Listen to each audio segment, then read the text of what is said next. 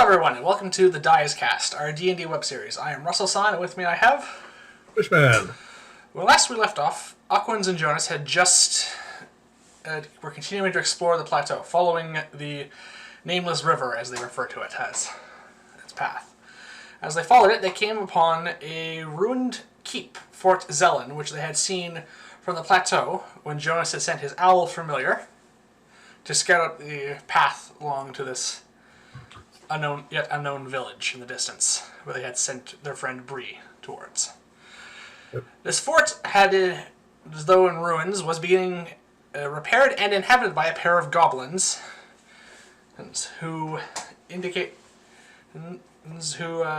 the group befriended.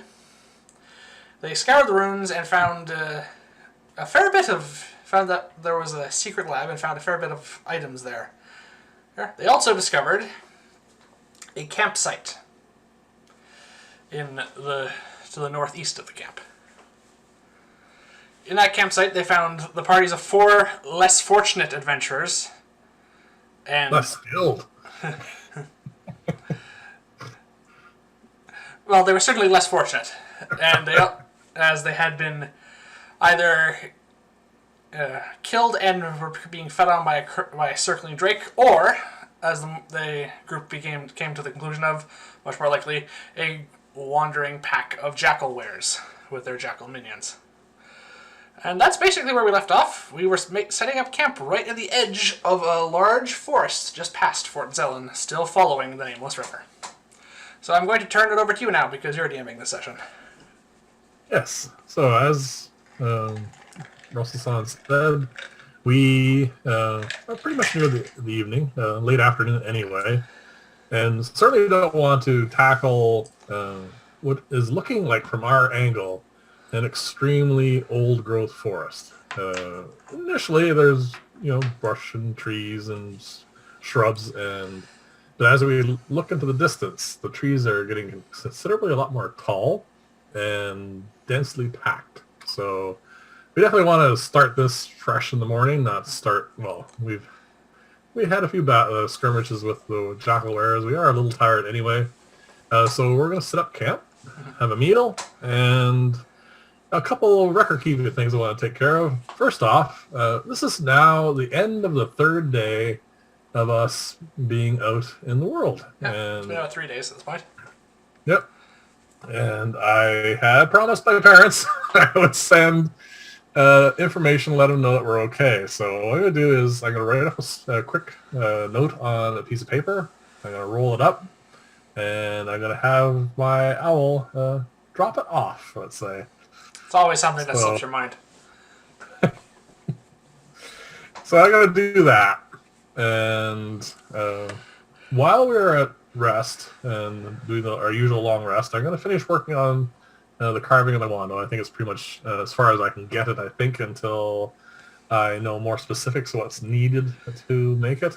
Yeah, you're going to need further research, basically. Yeah, I need some research. And the other thing I'm going to do is, I know we did find a bunch of potions. I want to actually make one of my own. Just to keep the hand in, and, that's the skill I like. So, and not too long ago, we only had 1 potion left, so yes. I don't want to be in that situation again. Oh, we will. So I'm going to roll a skill check to make that. Oh, rolled an 18 plus my skills, so no problem. It's a DC 10, I'm pretty sure, for a basic healing potion. Yes. So I'm going to take the first watch, because I want to work on these things, and you can have the first sleep. Okay. So I get to... set up with your usual alarm? Yes, I will set up the alarm. The jackal wares may be dead, but there was a drake circling here until you scared it off not too long ago. And we do trust Drix and Grieg at the moment, but there's other things that could be around. Well, trust probably wouldn't be the right word. Yes, but why take the chance, is what I say. So I will set up the alarm spell.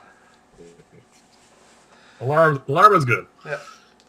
Okay, so I replenish my hit dice I spent to recover. Okay. I'm going to get 2 new portents after we finish this, but so Yes. here it is. That will be after your long rest. Yeah. So I assume you wake me for my shift at some point. Actually, this is not your usual restful sleep.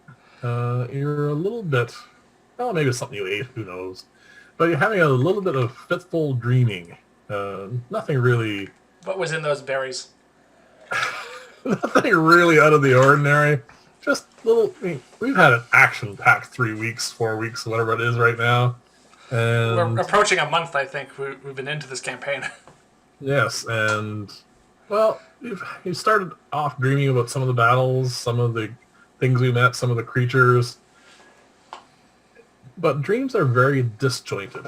They hop around. They don't really make a whole lot of sense. And you're just a little bit restless. You're not really talking in your sleep or anything, because I probably would have woken you up if that were the case. But an odd thing happens near the end of your sleep. Normally, like I said, dreams are very disjointed, and they only make sense while you're actually in them. The second you wake up, you think, oh, that was just stupid.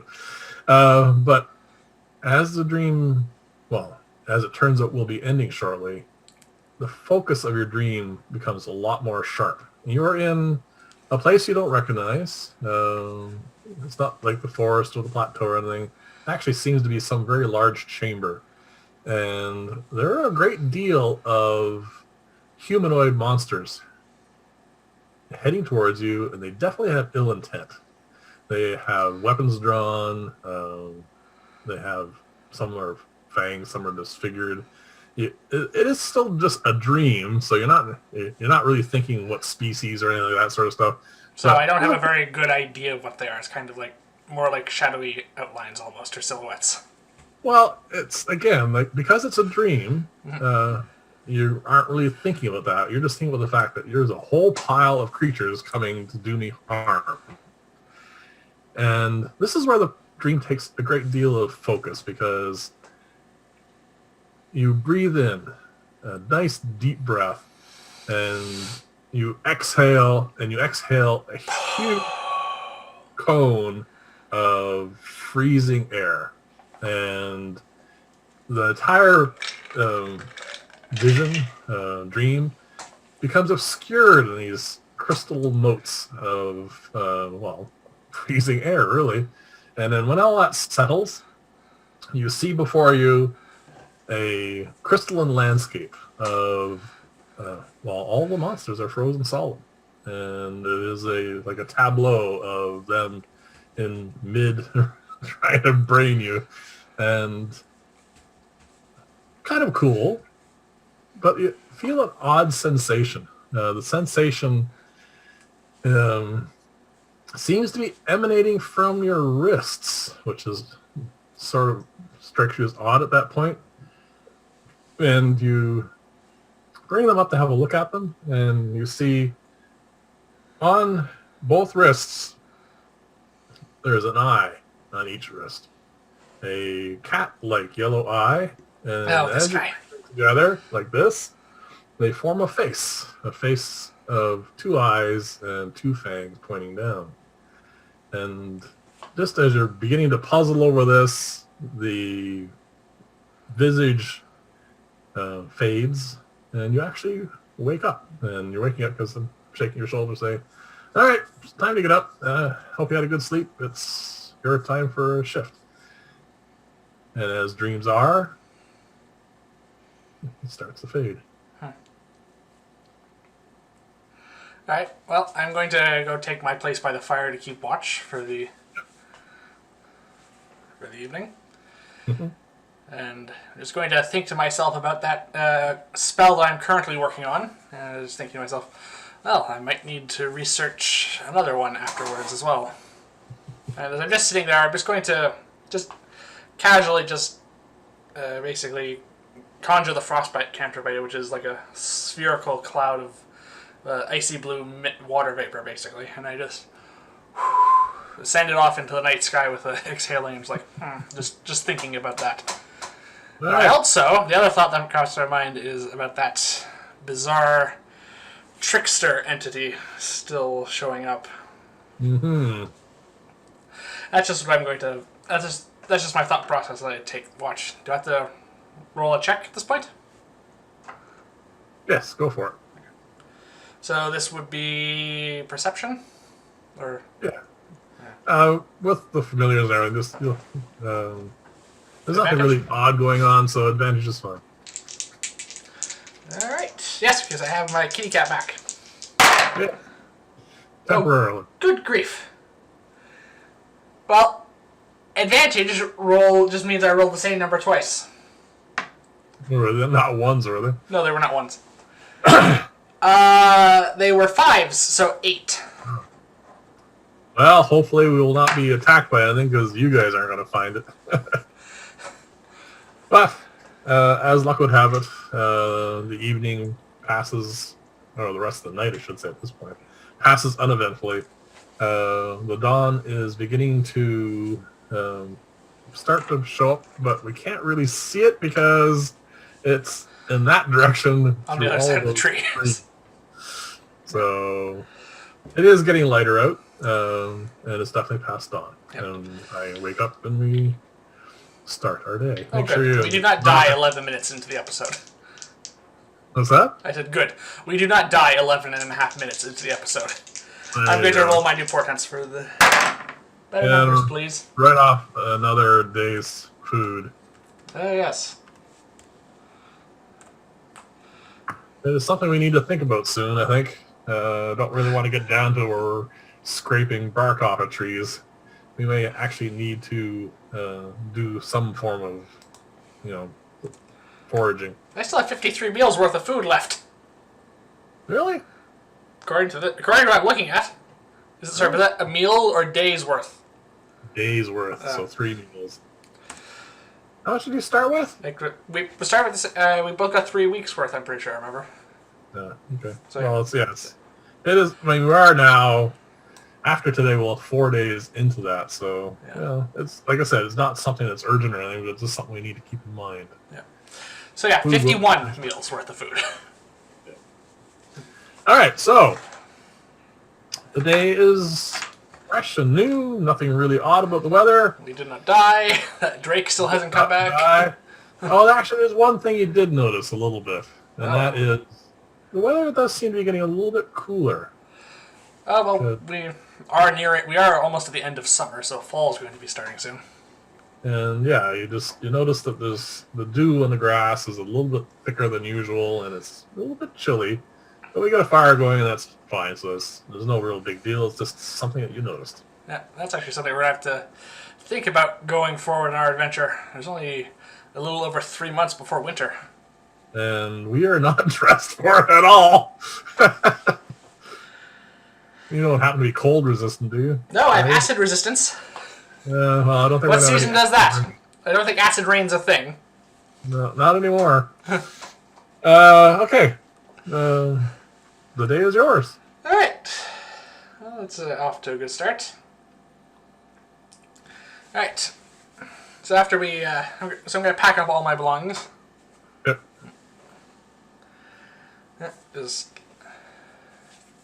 I suppose technically do the bracers count as armor? By the way, this is my question. They're designed for people who don't wear armor. Yeah. So I could sleep with them on is my question, because I know you can't sleep wearing armor, or you don't get the benefit of a rest. The problem with wearing anything that doesn't breathe, in time, you'll end up with a rash all over your arms if you leave those things on all the time. Okay, so they are leather. It's not like wool or cotton or anything else. It's something that, like I said, your skin won't breathe underneath it, so you need to take them off. Okay. You can sleep with them on. It's fine. It's not going to interfere with your sleep. But if you do continually wear them all the time, you can end up with skin issues of some kind. Anyway, that's a concern for a later time. But so I guess I don't have to put all my new bracers of defense. But yeah, I mean, you could have slept on them. Yeah. You just got them. Yep. if you start doing a lot of swimming with them on and stuff and leave them on overnight, yeah, I'm going to start making you have Constitution saving throws for getting a rash. I have a very high constitution. Well, you test it out all you want. So. Anyway. So, after just surveying the countryside at the moment, looking up at the plateau, is your owl back at this point? Oh, that was long ago, yeah. Okay. I just dropped off and just unsummoned her. Okay. Yeah, I'm also going to summon Alice for the moment because she's died twice since we started adventuring, and I feel like we should try and spare her alive. Spare her some of that. Yes. Just going to survey the side. It doesn't look if there's nothing there. I'm just going to turn towards the woods and I say, "Well, looks like our path continues through here." Well, if you want to survey, roll me a perception check, please. Yeah, better. 14. You definitely don't notice anything unusual. The wyvern's not back. There's a bit of smoke coming from the repaired or under repair fort, but that's just somebody probably having a meal. Yep. No more jackal wares or anything, so that's good. So it's early morning, we said, because the sun is up, but we can't see it. Yeah, it's light. But it's not dark. Yeah. But I say, it might be in there. I just say, looking at you said this is a thick, old-growth forest with presumably a quite dense canopy of trees and leaves? Initially, not so much. Like the first maybe hour or half hour worth of time, like traveling, it's basically just like going through an old forest. There's lots of room. The light's not so bad. It'll be a little bit dimmer, obviously, when we go under the canopy. But the sun is up. You can see quite well. But you do notice in the distance, it does seem to be much more tightly packed and also a lot darker. But then again, it's still early morning. The sun hasn't come up yet. I say, well, that is a bridge we will have to cross when we come to it. I say. You're worried about the wyvern, did you say? No, I just said that is a bridge we will have to cross when we come to it. Just if it gets too dark in the forest. Ah, okay, I got you now. All right. It's like, this is the only area of our little, your little flyby with your owl that we know nothing about, really. Well, the owl is flying quite high, and from up there, all I see is trees. So it's just the top of the canopy, that's it. It says, quite easy to get lost in thick forests like these, from what Ren said. Well, I do know from my flyby that this river goes through the forest. Well, sorry. I know a river enters the forest, and I know a river exits the forest. Not sure it's the same river, but... Odds are pretty good, I think. Yes. I say, just pointing to my staff and says, so, I say we keep following this little nameless river of ours. It seems to be our best guide at the moment. Yes. All right. And with that, after we all packed up and everything, I think I'm just going to set off into the woods, following the river, just near its bank. Oh, good grief. What was that? That was nothing. That looked massively unpleasant. You saw nothing. I saw 1 second of something. Right. This is basically what the forest looks like initially. This is the river. You can see there's a few lily pads, that sort of stuff. There seems to be kind of a bit of mist through the forest over the water. Yes, there seem to be also a few bones, and some of the trees are dead. Well, that's not unexpected in a forest. Oh, not even remotely. This is actually, besides the bones, this is what you would expect in, walking through an old-growth forest. There should be dead trees. There should be, you can see vines, you can see moss, you can see mushrooms, all kinds of life. There's plenty of birds, squirrels, Everything you would expect. Well, that's an encouraging and comforting sign that this isn't some horribly cursed, haunted woods that we've just stumbled into. There's life everywhere. That's encouraging because it reminds us of the woods on the plateau, probably.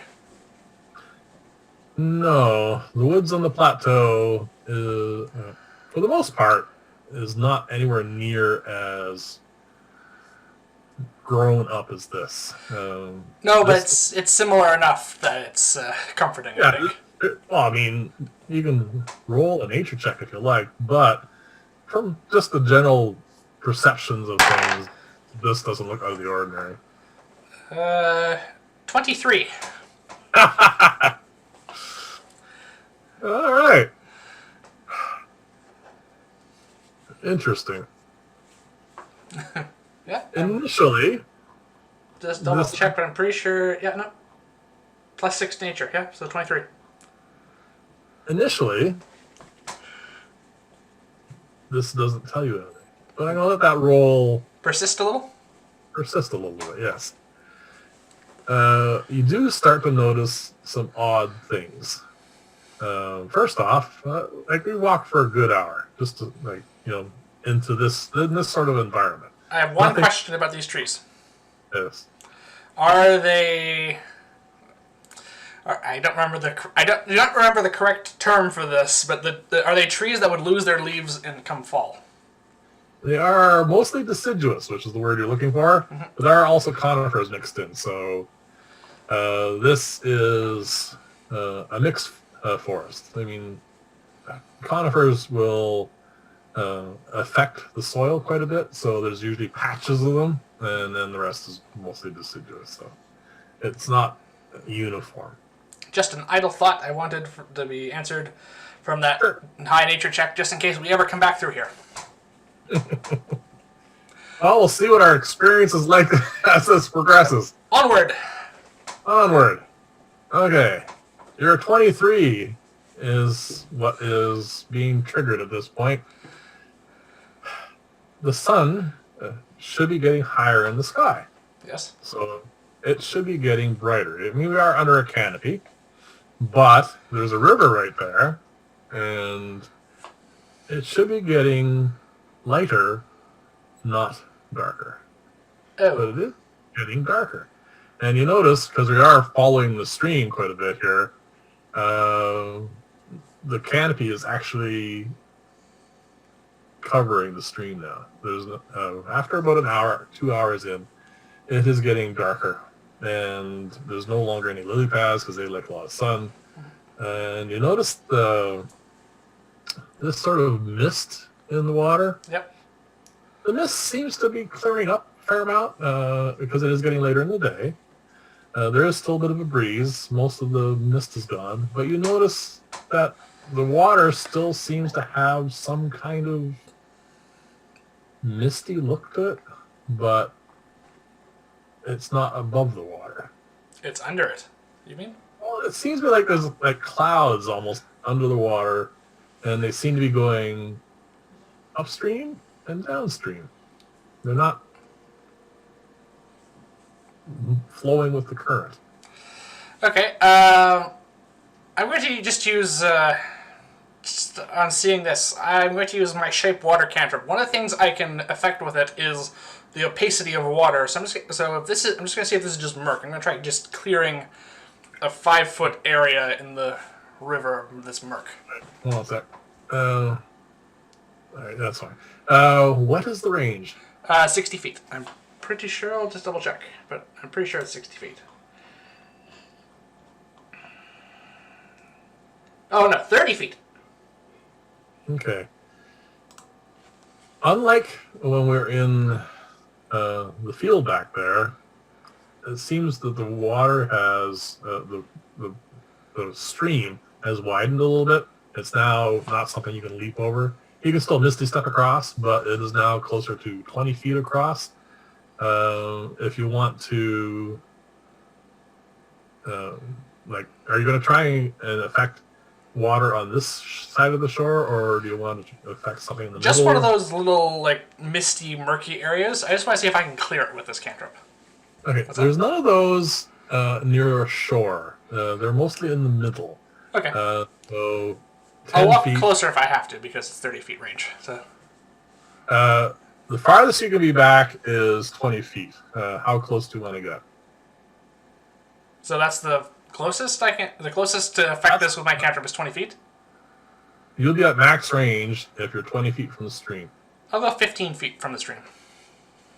Okay, so you'll move up a little closer. Yeah.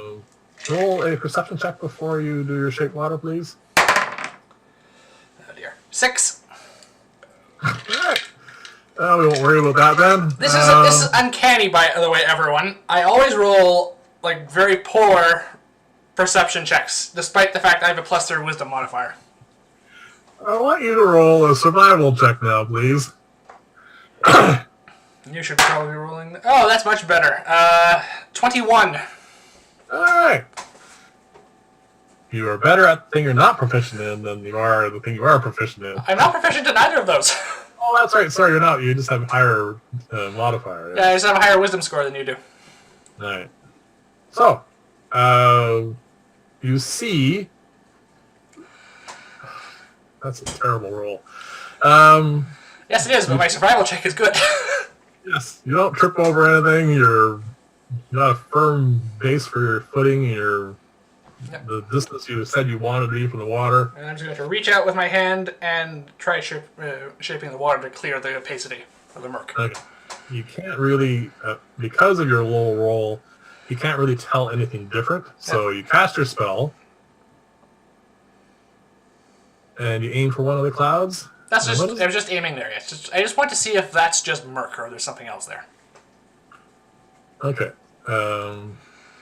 Nothing changes. That's interesting. The water still has the patches of cloud that are moving with and against the current. But like I said, from this distance, with that roll, you really can't tell what's going on. Nothing changes. That's basically all I can tell you. You can manipulate water. Yeah, cause the water to... No, that's not. Change the color or opacity. Last 1 hour. Okay. Yeah. So you know your spell went off. Yep. And your experience with it tells you that if there was like silt or something in the water, that would have been taken care of. Okay. But beyond that, you can't really tell. Because it is fairly, like I said, it has been getting dimmer instead of brighter. It is not to the point yet where we're going to need a light source, but it is also not bright. So you are looking from a distance at water at an angle, so you can't really tell much more than that. Well, I'm going to walk back and rejoin you. I just went with you. Oh, you went with me. Okay. And I'm just going to turn to says, that's odd. It didn't seem to clear the water. I'm quite familiar with that cantrip because I was able to cast it longer than any of my other spells since basically I was able to talk. Yep. Is it something you want to investigate more?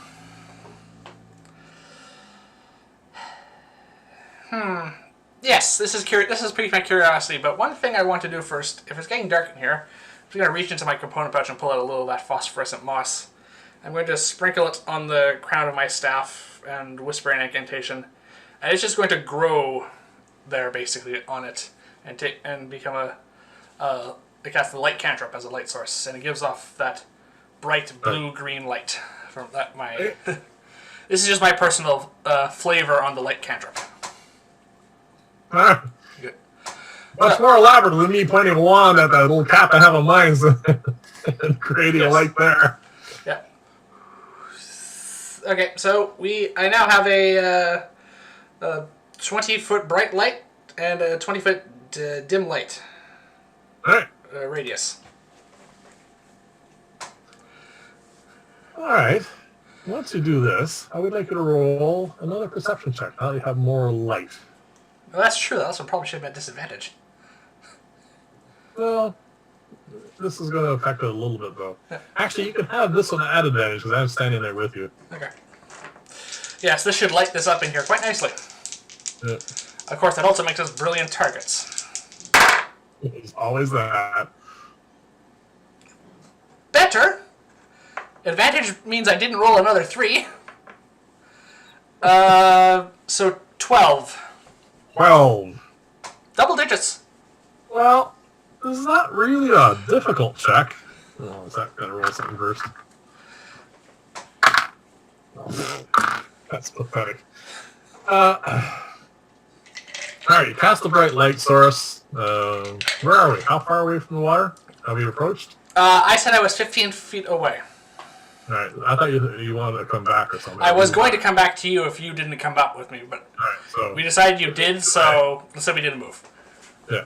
With that roll, you're a little above average. Mm-hmm. You notice in the clouds, something seems to be separating itself from it, and it is heading towards the shore. Oh. Maybe it was some animal. Well, you're looking at something, not very large. It still seems kind of cloudy. It's hard to tell because we are now the light source, and the water is fairly reflective. I mean, it's not like white water or anything, but there's some ripples, and it's really hard to tell exactly what it looks like. But it seems to be heading towards the bank in the direction of us.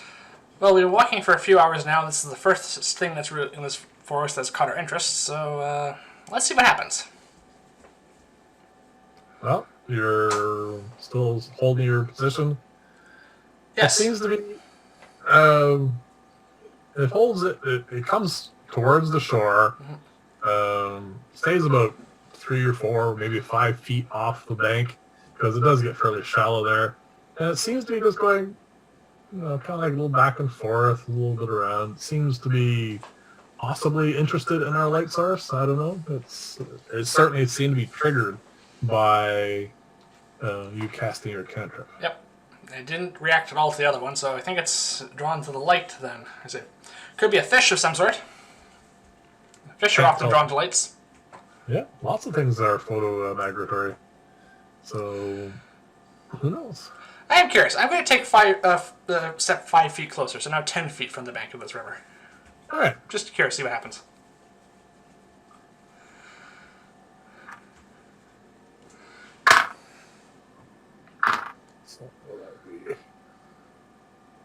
You notice, as we start to get a little bit closer, a couple more of these,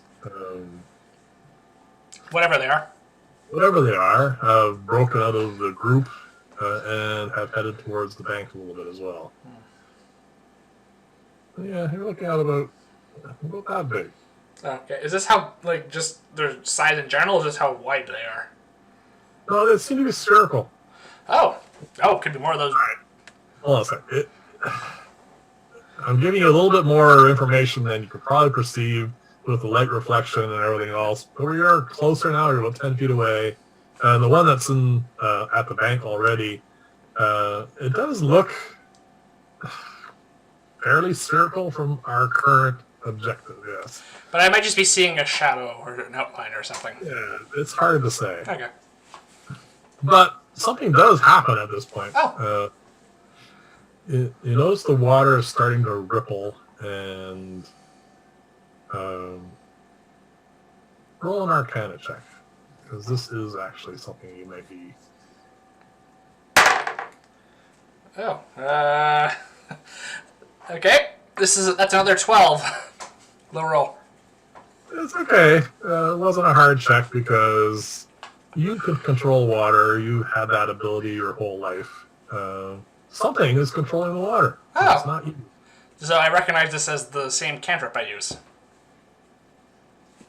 Not with that roll. You just know some magical force seems to be working on the water, and this basically the water starts to head up in a tentacle, I guess. Okay, you can. I can. Yep. You can make water. I can make it take on simple shapes, so that sort of thing would probably be a simple shape. A very simple shape, and all right, about 5 feet out of the water, and then you notice that little blob that was in the water is now riding up into it. And oh no! Suddenly we're in Ocarina of Time. Well, you notice the others that are there have now also gotten to the shore. Oh. There seems to be 3 of them in total now, and they all seem to be doing this tentacle thing. And the first one... I'm positive that cantrip specifies you cannot do anything harmful with the water. The tentacle-like thing lashes out and tries to swipe at you. It was terrible. Terrible. Okay. Not even close. Yep. All right. Well, 2 can play at this game. I say, and I'm going to. Oh. Nope. Now we're gonna go for initiative. Oh, but I wanted to experiment. You can experiment on your initiative if you like. But now we're in combat. You can always ignore the assailants. Nothing says you have to fight them. Except, survival. Ah, it's overrated.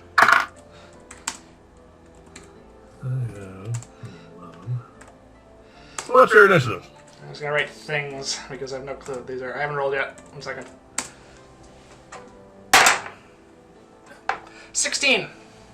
Cool. What do you have? I have an 11. Okay. Our assailants have an 18. Oh no, they're going first. They're going first. So, I was quite pleased with that initiative. there's going to be 1 rolling on me, 1 rolling on you, and odds and evens. Which would you So prefer? there's 3 of them. I'll have evens. Because that's how we normally do it. And you're right. You have evens. So it's coming at me. Well, the 2 new arrivals, the 2 new arrivals have split between the 2 of us, and there was already 1 swinging at you, so he's going to continue doing so. Yeah, well, let's hope this little boost to my armor class is enough. Alright.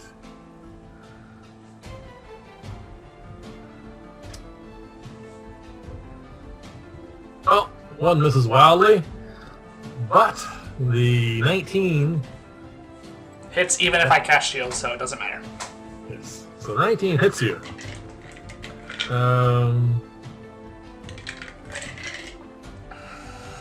Sorry. I have to redo. Oh, that's it. And I hope that did not sound like a high one of the heavier dice. So I think I'm happy. I think I'm good. Well, you took 4 points of damage, Ow! but you also seem to feel a little bit of numbness. Oh, it's these things again. These things again. Do I have to? Roll yourself a Constitution saving throw. I mean, they're gelatinous blobs. It's quite clear that these things are. Okay, so that's. I mean, that's another 23. Oh, yeah, not a problem. And 1's gonna roll at me. 8. It rolls a 10, so it misses. All right, You are now up. my turn. I said. Well, so much for friendly inquiry. There are 3 tentacles waving around in the air, and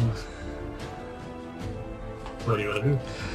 Well, I felt the blow, and I felt the numbness, and I say, "Oh joy! Well, I guess we are fighting." Well, you can always run away. I think I'm going to do this first. Alright, what are you gonna do? Well, I am going to just bring my staff in both hands before me, and I'm going to send a frostbite cantrip at the one that hit me. Alright. Let's see how all that water reacts to this. So, Constitution saving throw. It rolls at 18. Apparently, it likes it very well. But what happens to the water?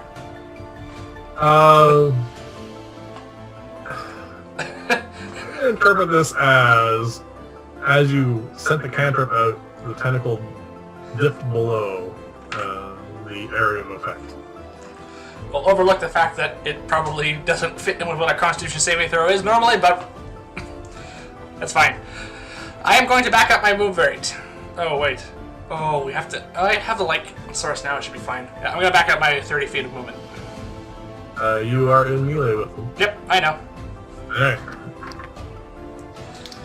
That's why I did. Leaving me all by myself, I see.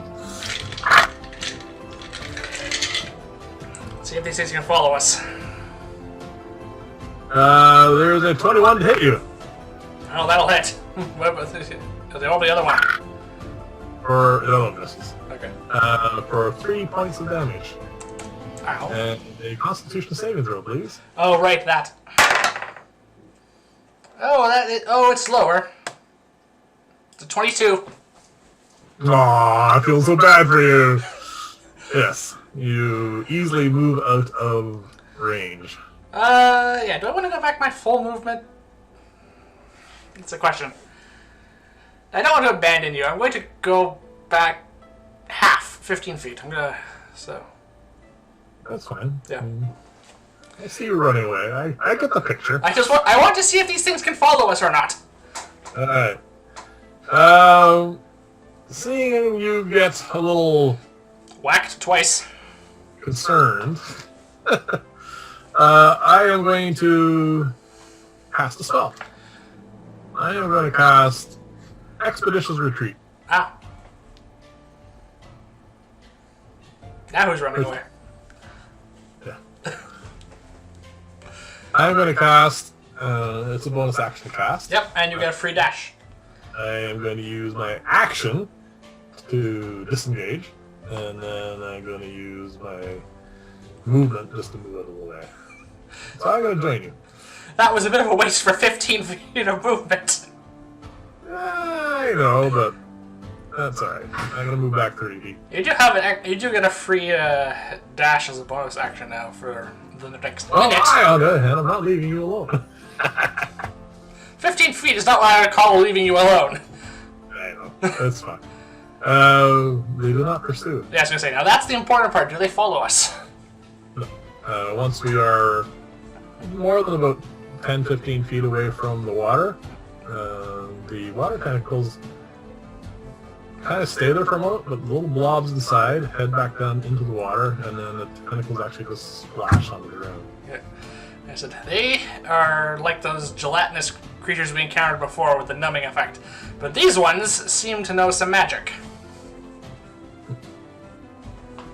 There you go. Going back? Try out your experiment? No, I think that's fine. I think we'll call that a wash. Alright. So yes, and you notice all up and down the stream, there are clouds of these things. Alright. Well, so, do I have a good estimate of what their reach is with those tentacles? You know when you were standing 15 feet away and that was on the shore, they ignored you. So, it was 10 feet. Yeah. As soon as you moved up another 5 feet, that's when it attacked you, and the others joined, so... I say to you, I think if we stay at least 15 feet from the bank of the river, but keep it in sight, we can avoid further encounters with these creatures, though. Hopefully that will remain an option. Well, I think we should proceed in that manner. I say. Alright, so My light source provides my light cantrip will provide enough field of vision for that, I think. Okay, I would like you to roll a survival check with advantage because I am helping you for us to continue now because it is getting a little bit more difficult to navigate. Oh. And that doesn't count.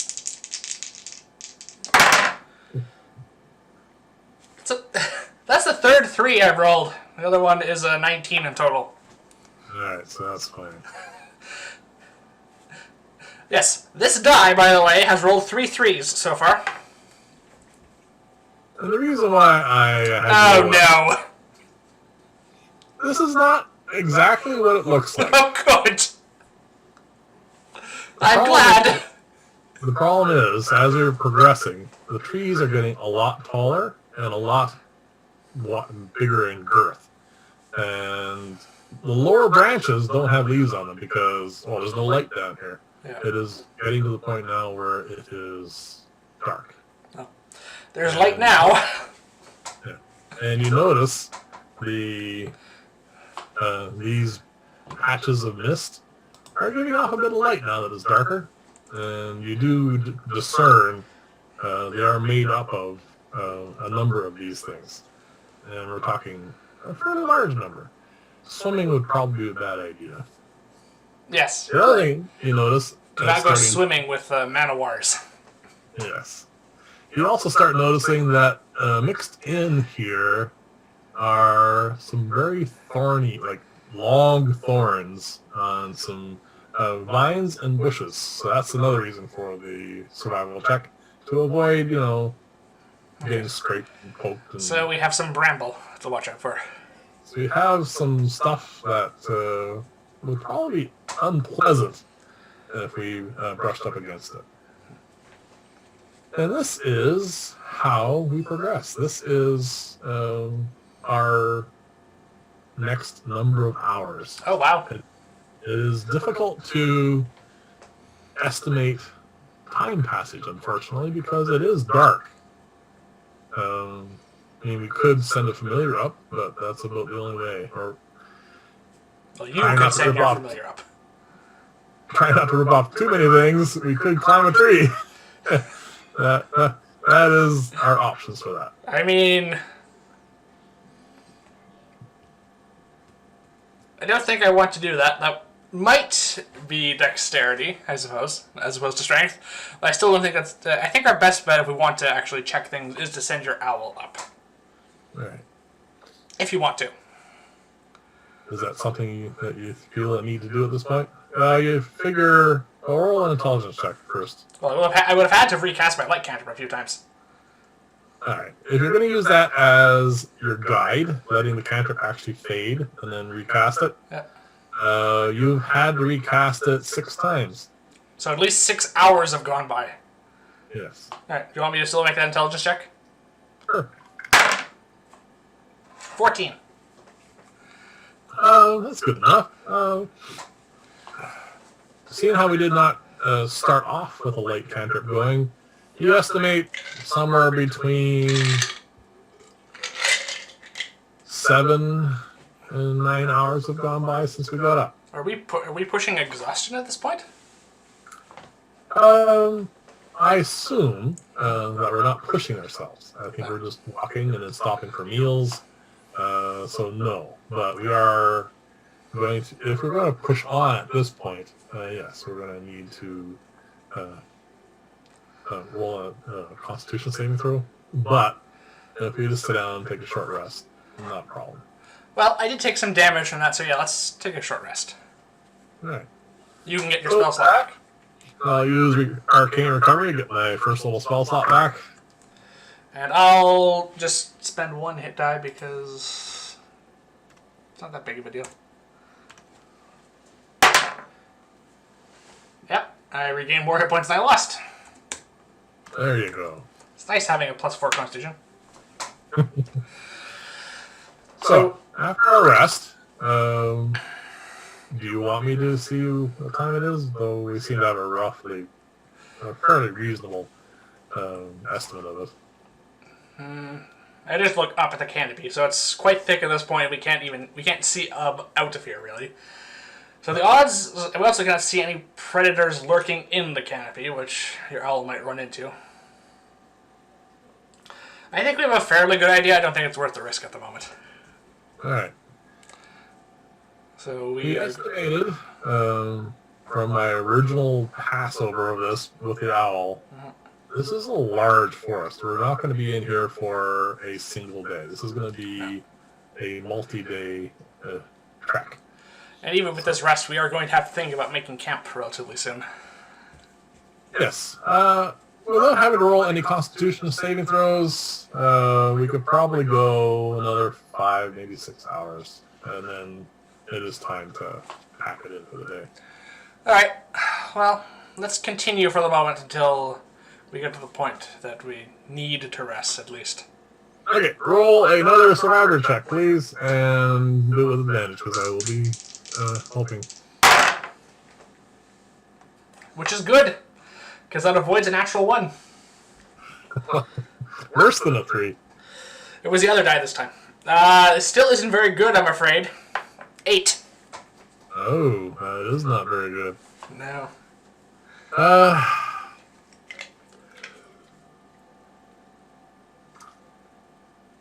Alright, I would like you to roll a dexterity saving throw, please.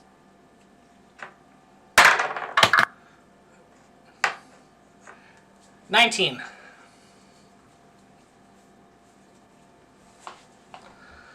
Alright. As we're going along, we probably are getting a little bit tired at this point, because you noticed some of the roots and whatnot on the ground, missed seeing them as we're moving along. Stumbled a bit. You caught your balance quite well without any issues. I, on the other hand, tripped and landed in the brambles. Oh, is this great? Well, you have more hit points this time, so this isn't going to be as bad as the last campaign, at least. No real damage. It's not like, stabbed. So this isn't the Razor Vine incident. But there are thorns. And one of them breaks my skin. Oh. Fortunately, with my rather good constitution, I am not poisoned. These are poison brambles. These are poisonous, I tell you. As that really stung! But, like I said, with my constitution, I managed to not end up being poisoned. But I think that's a good indication that we might want to make camp for the evening, which it definitely is at this point. Yes, we are getting tired. And if we keep pushing on, we're going to start having other issues. So, all right. So the question is, can we make camp in a clear patch here, or not? Roll a survivor check. All right, hopefully better than the last one. Yeah. Better. 14. Yeah. You can't find like a nice open patch where we can set up a big tent or anything. Which we don't have. Which we don't have. But you can find enough room to, scrape the ground a little bit and have a relatively even-ish rest for the night. There's a fair amount of dead leaves on the ground, so you can make it reasonably comfortable. Probably should have used some of those portents. They were quite good numbers for some of those rolls. I just forgot. So we can clear a patch. We're going to have a meal. We're going to be able to make a fire in here? This is a forest. There is a great deal of what I would call standing deadwood. There's plenty of branches, and you have no trouble whatsoever. The lower branches are all dead, because there's hasn't been any light down here in a long time. Okay, well, so last winter. we can make a campfire without setting the forest ablaze, is what I mean. Well, that would be up to your ability to set a fire without setting the forest on fire. Okay, well. Alright. We're not noobs to the wilderness. I've spent most of my youth out in it. So have I. You have done pretty much the same thing. It'll be a low DC, but you roll really poorly. You might be pondering some water. I have. So, alright, I'm just gonna. So, this is survival, I guess? Yes. To try and use prestidigitation to make a small campfire safely. Yep. No, that's a 21. Alright. You managed to set up a nice, safe little fire. And now that I've rolled that, I once again realized that I chose not to use those portents I just mentioned. that you're not going to have any other use for. I can use them on watch. Because I don't lose them until we finish the rest. Alright. Oh. And now we will fast forward to the point at which I forget to use them again. Yeah. we set up the usual watch to montage us a little bit. So we're going to be consuming 3 more meals for this day, I presume. Well, that won't be that one I had you take off was for this day. When we wake up, we'll take off one more for the next day. Okay. I'm just going to... That one's already gone, and then we'll take off another day's worth of food tomorrow. Yeah, I'm just going to adjust it now, just to... Alright. Because I was thinking of it. Alright. So, I will take first watch this time, because you took first last time. Alright. I will have a hopefully fitful sleep. I will use... Oh, you're going to roll a portent? I will use one of my 18 portent. So this is a perception check, you said? Yes. So it's a total of 21 for my watch. Alright. With the fire going, and that high roll, Yep. you notice a couple of things. Yeah. First off, the mists in the water do tend to hover a lot more near the bank with that light going. Okay. They seem to be sensitive to light, which is not a surprise, considering it is pitch dark in this place. And you didn't think it'd get any darker, but night has fallen, and it is actually perceptibly darker. It is dark enough now that without the fire, and you probably couldn't even see the hand in front of your face. Other than that, let's roll. Never mind.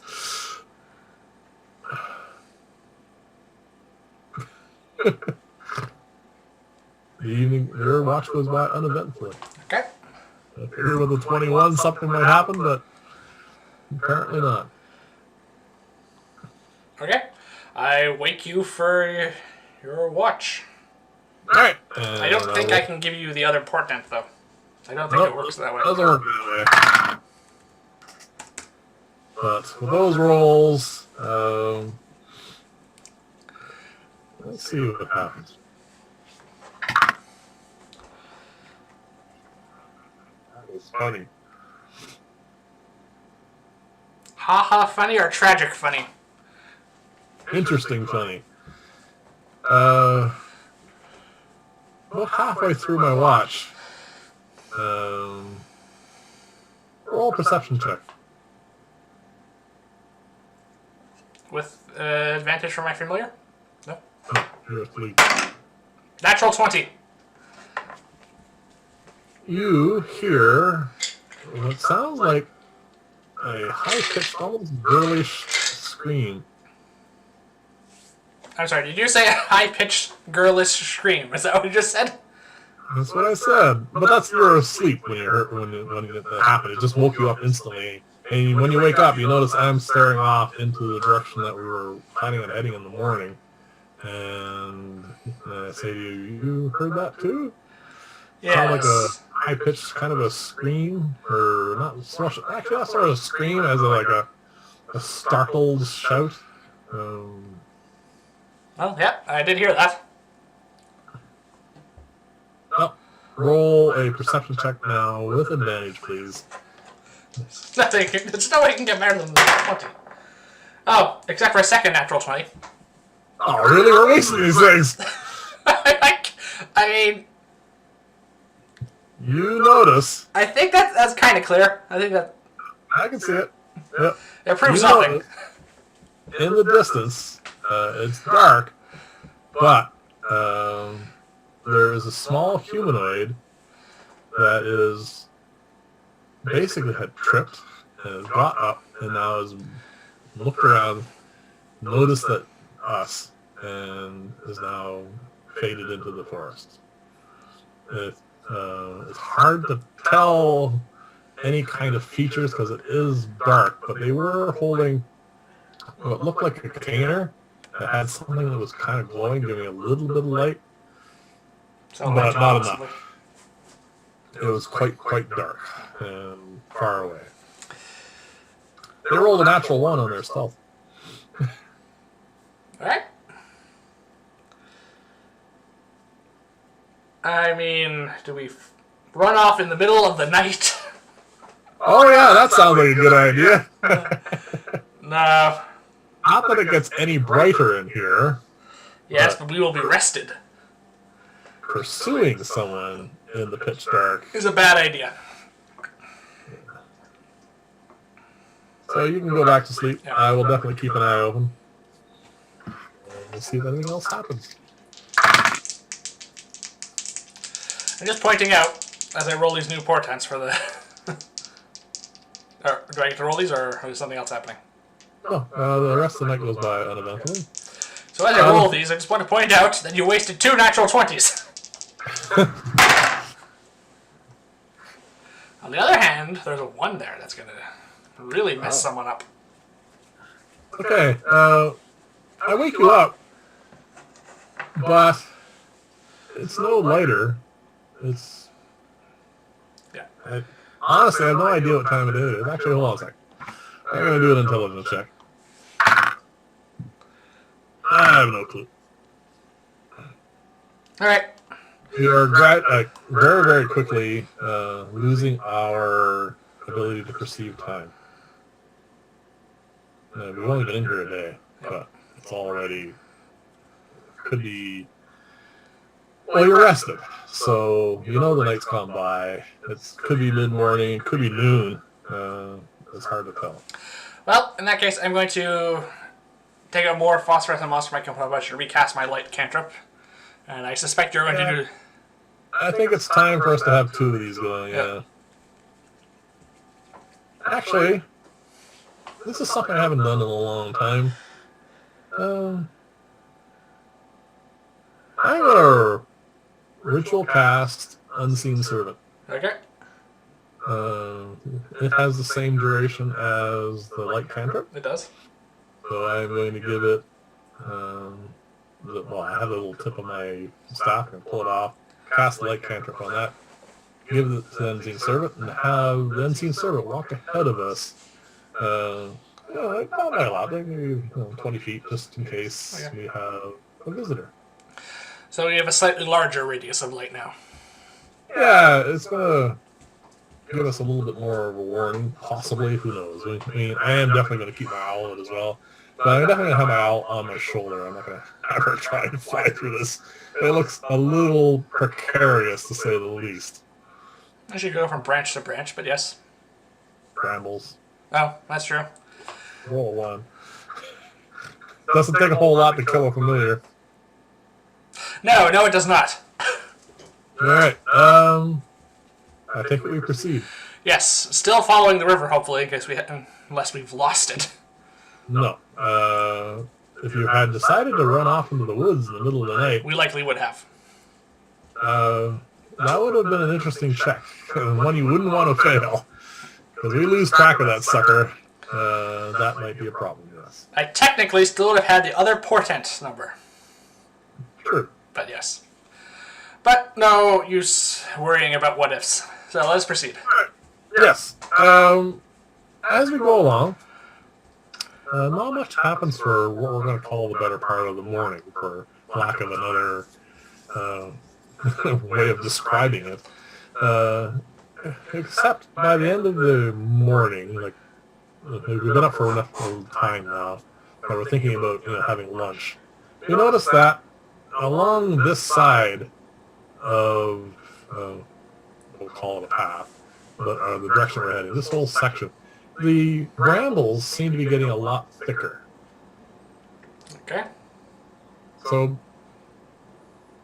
pretty much we've got the river on one side and the brambles on the other. There's still brambles intermittent throughout the whole thing, but it's almost getting to the point now where it's a solid wall of brambles on our right. Alright, well, I want to try it. Hopefully that doesn't get much worse, because I like to try and avoid that. Yeah, good idea. So, can we still maintain our, 15 feet of distance from the river bank? For the moment, yeah, not a problem. Okay. It is something that's easily manageable. Between the edge of the water And where the brambles are beginning to start, like forming that wall, you're looking at 40 to 50 feet. It's not a straight line. It just undulates, move around. It even moves up to 60, but it doesn't really seem to get much closer to the river than about 40 feet. So there's plenty of room to navigate. Yep. Well, in that case, I think we should continue our following the river at the same 15 feet distance from the bank until just as we try to keep getting through this forest. Okay. So after lunch, we're going to call it lunch because we've been up. Because it's the second meal we're going to be having. Yep. You notice something. You don't have to roll for it because it is placed obviously. There is the remains of some humanoid that has been impaled on a spike of some kind, and it is pretty much right in our path. It's decayed to the point now where you'd have to roll really high on a nature check to discern what it was, but I can tell you it was a humanoid. You can roll if you like. You want to take a good one. Nature, you said? Yeah. 13.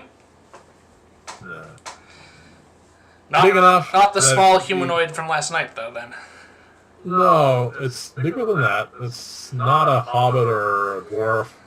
It is most likely human or elven, but beyond that, it could be almost anything, really. There's no clothing or anything. It's just rotting bones and flesh at this point. And, yeah, a bit of a whiff. But it looks like purposely impaled on this spike. It was purposely left right there, halfway between the river and the brambles, as an obvious marker. Alright. I say, well, someone or something does not want us going this way. Yeah. I just have a really bad sense of dramatic humor, depending on what kind of mood they're in. I don't know. Well, we have two choices, two directions, back or front. We go forward, but around this thing. Yeah, it's easy to avoid. We probably should at this point start rolling periodic survival checks. So can you do that please for me now? Sure. With advantage? Yes. 22. Alright, you notice Fourth, that 3. obviously whoever set up that individual has also taken the trouble of carving sharp spikes and sticking them into some roots and putting grass or not grass, dead leaves. We start noticing some sort like these footfalls, these things that you can step on, and it will not be a good day for you if you do so. The roll was more than high enough to avoid that. And the other thing you notice is there's more impaled humanoids. These are much older now. These are definitely just skeletons. And also skeletons that are hanging, as in from a tree. There are a great many of them now. Not a great many is probably a little exaggerating. Some are approaching a dozen that we've seen. That's still a fair amount. Yes. And again, no clothing, no markings, no weapons, no nothing. Just what's left of the bodies. Just at this point, they're almost all skeletons. So something is either, fed on them, or they've just been here very long. They've just been left to rot. Yes. So, well, someone does not like visitors and likes setting up traps. Yes. So we are going to have to be very careful proceeding. All right. Well, let's see how far we can push that 22. Yes. So we continue on. About another hour. I would like you to roll a perception check at this point, please. with advantage because I would helping all. Everyone's helping. Everyone's on high alert at this point. Is your cat out? No. We'll rely on your owl for advantage in that because she can stay perched on your shoulder. Well, technically Alice can too. Yes, but I don't want to risk her at this point. 21. Okay. Because it's so dark here, we do have 2 light spells going. Yep. But you notice in the distance... Which you will have had to recast at this point. Oh, several times, yeah. The unseen servant's gone long ago as well. Yep. It was an interesting idea, but not... continuously keep it out was just going to get stupid. Yep. You notice there's a little bit lighter ahead. Ah.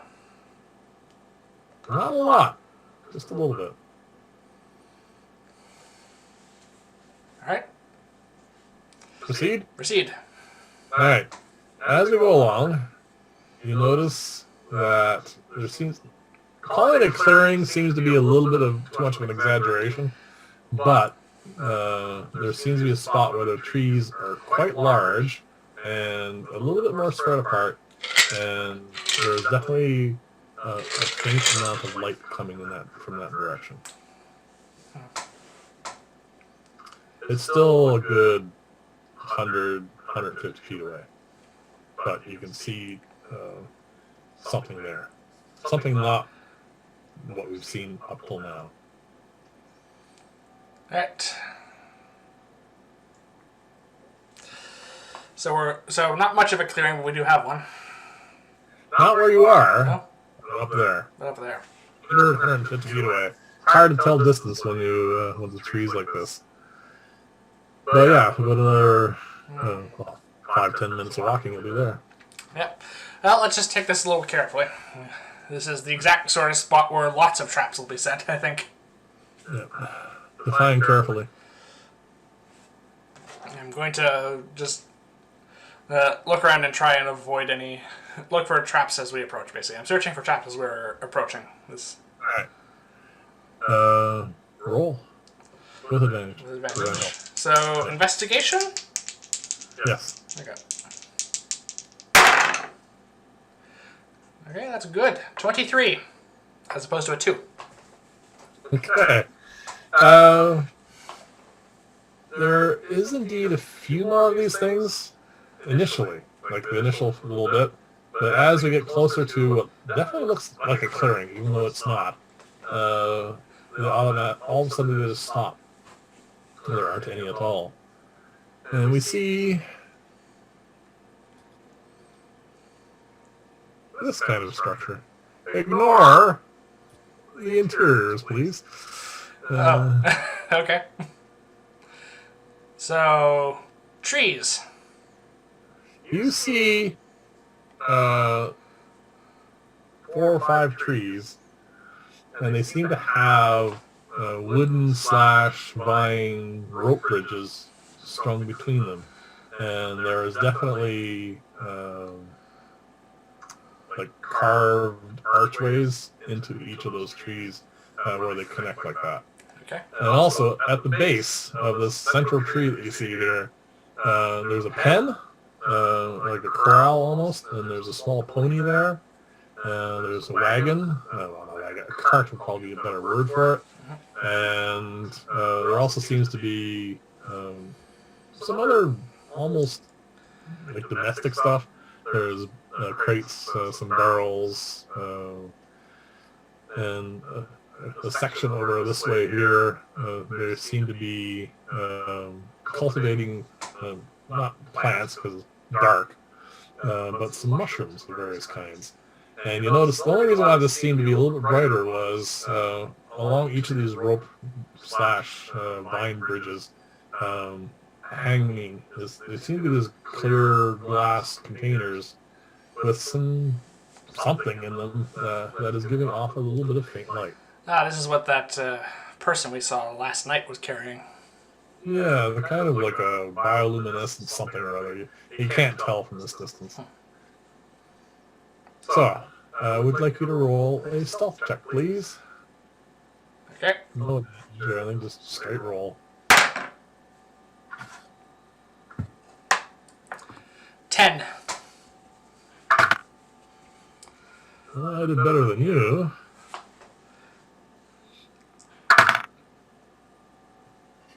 That's not good enough. Well, one of us has definitely been spotted. You remember from last night that high-pitched voice? Again, you hear a similar, but a little bit lower in octave than that, and an alarm has been raised. Someone's saying something in a language you don't understand, and some heads have been poking out of these. Someone was here, standing there, and raised an alarm, and some heads are poking out here and here, and a few more people over in this direction. The individual that shouted out something has a bow. Ah. Looks like a dart bow. I say... Yeah. Oh, why not? The brambles Yep. through here are extremely thick. Okay, so avoid that.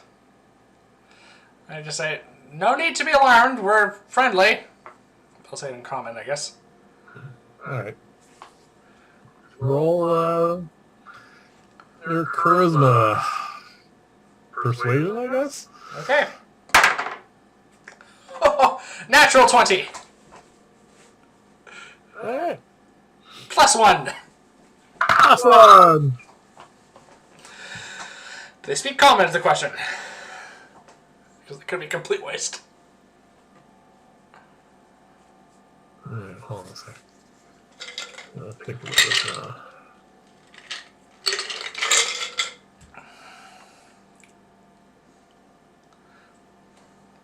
Alright, you see... Hold on a second, I'll turn my pager, make sure I don't exceed.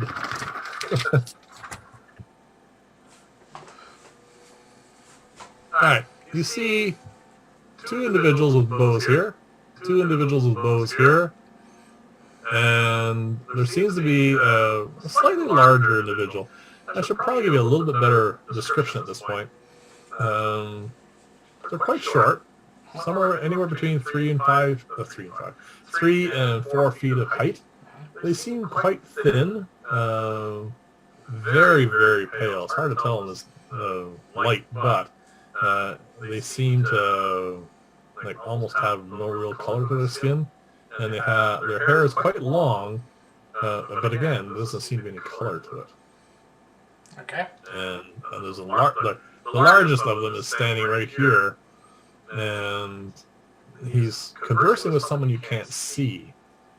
In obviously a language you can't understand, but he looks over like this every now and then he does this. Okay. I guess I will approach. Is there a way... Do I see a way into any of these tree houses? From the ground, you see it's about 30 feet up. Actually, it's not low, but you don't see anything that would lead from the ground into them. Okay. The second you leave the cover of the trees, or we, I should say, Okay. both sets of archers fire at us. Oh, so not friendly. You're rolling initiative? No. We walked out. This is before initiative.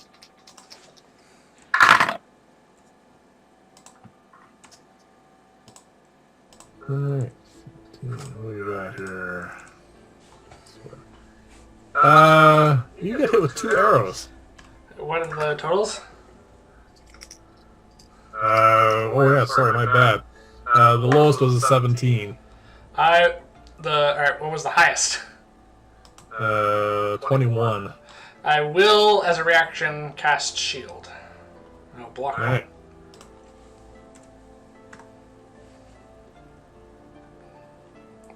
So you get hit with 1 arrow. Yeah, I just bring my hand up in the universal motion for stop, and I create the blue fluid dome of magic force to protect myself. And one of the arrows bounces off and the other... Ow! You notice that these are kind of spindly arrows. They seem to be made out of some kind of vine or thorn. It's hard to tell. Oh no, is it made from the bramble? You take 2 points of damage. But I would like you to roll a Constitution saving throw, please. Okay. Oh, I think my luck may have finally deserted me on that. 7. Roll. That is not a save. You take an additional 3 points of damage from some sort of burning you feel going through your veins. So, poison damage, okay. Am I poisoned? No, you're not poisoned. Okay, so I just take a bit of extra damage. You're taking extra damage. I, on the other hand... Oh, that's not good! Oh. Your trend in our campaigns of you trying to kill yourself with your own monsters It's continues. continuing. The lowest number was a 19. The other number was a natural 20. Oh, this is gonna hurt. Yep. Okay. So I take 4 with a double damage. I take 7 points of physical damage. Fortunately, do not double poison damage. I roll a Constitution saving throw. Oh, fortunately, I rolled much better than you. I take 7 points of damage total. Now we can roll for initiative. Alright. Fine, we're...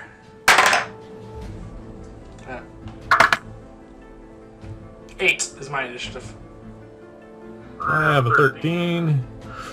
You have an 8. They have a natural 20. It's 2 in a row. 13 you said 2 for in a you? row. 13 you Alright. said? Sorry, what? For you it's a 13? 13, you 8, them natural 20. They immediately pull their bowstrings back and launch 4 more arrows. Is that you? One goes wild off into the trees somewhere. Is my shield the spell other still up at one- this point, out of curiosity? Sorry, what? Is my shield spell still up? Yes. Okay. It doesn't go away until you're... Until the Point end of the round, yeah. The other one is a 19 to hit you. That hits even through shield. Your armor class is 8 with shield? 18.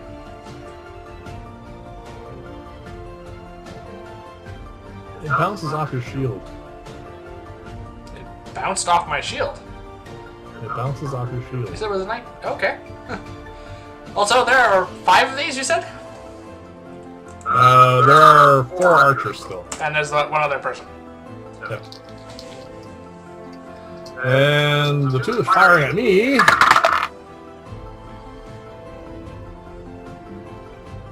Well, I don't hear groans of another natural 20. 21 to hit and 15 to hit. You can block one of those with shield. I can block one of those with shield. I think I'm gonna save my spell slots for the moment. I'm gonna take the damage. Take 2 more shots, okay.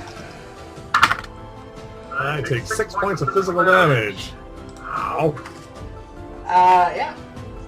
That's 13 points You're of at damage. half health. I know. And The combat just started.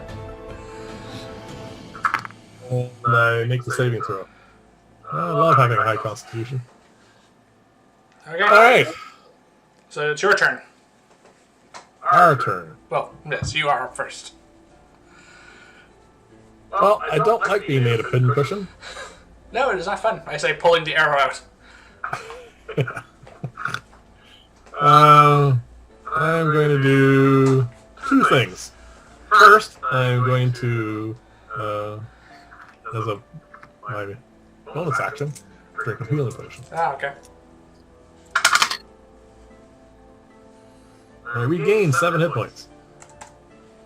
You undid one of their shots. I did the first shot. And the second action I'm going to do is I'm going to cast Mirror Image. Okay. And I'm going to back up to the tree line. We weren't very far out of it anyway, but I want to make sure that we have good distance and can easily sneak in there if we need to. Yep. You also notice at this point there are other individuals seeming to gather. Okay. And that's the end of my turn. Alright, well, I see I see your image just drop and I say, yes, I need to learn that. Alright.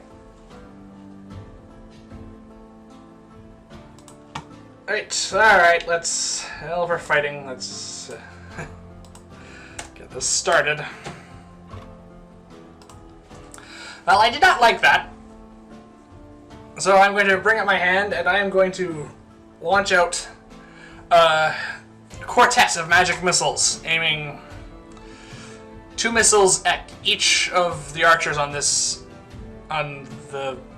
eastern bridge. Alright.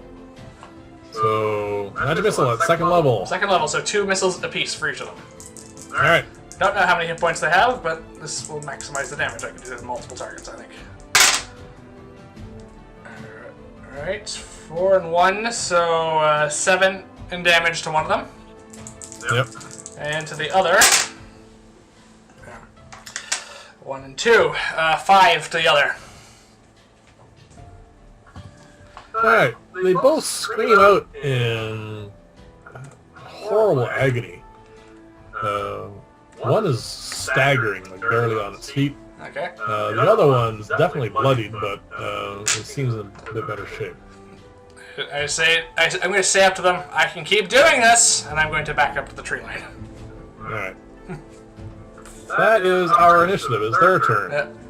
Okay, you notice, coming out of here, and, well, actually, yeah, mostly out of this one here, and a couple out of here, there seems to be more of these individuals.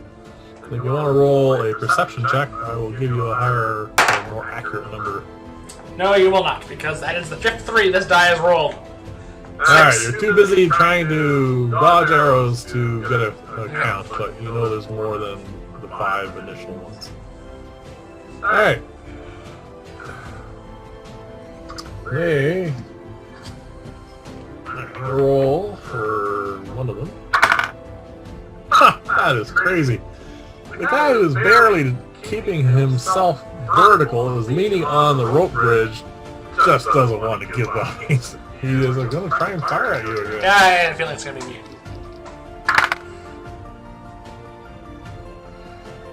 He rolls a natural 1 and falls off the bridge. He falls off the bridge. Oh, he's barely hanging on, and he falls off 30 feet to the floor of the forest. And seeing how he only had a single hit point left, that will only bother rolling for him. He is gone. It was 8. If you want to use the 3d6 I just rolled. No, it's okay. It doesn't matter. Yeah. The other one, the other one rolled a 19 plus a bunch, so you get hit again. Yes. For 2 points of damage. Plus a saving throw, please.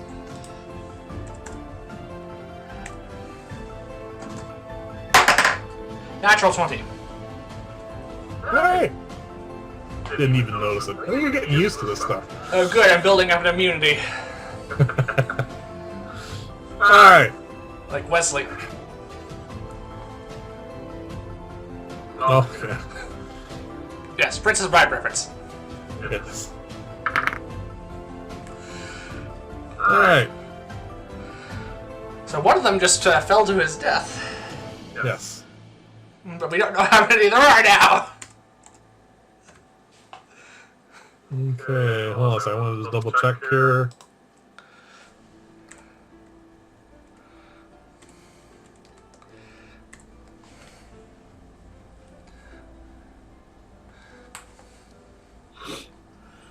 Alright. You notice, because it's in the direction that the guy did his swan dive and the other guy who shot you, the tall one takes 2 bottles. Relatively small, but it's hard to tell because they're small to begin with. He takes his thumbs, pops 2 corks, drinks one, and then drinks the other one. Okay. Well, they cannot be healing potions, so we did not damage him. And he disappears. Oh! A potion of visibility. So, on my side,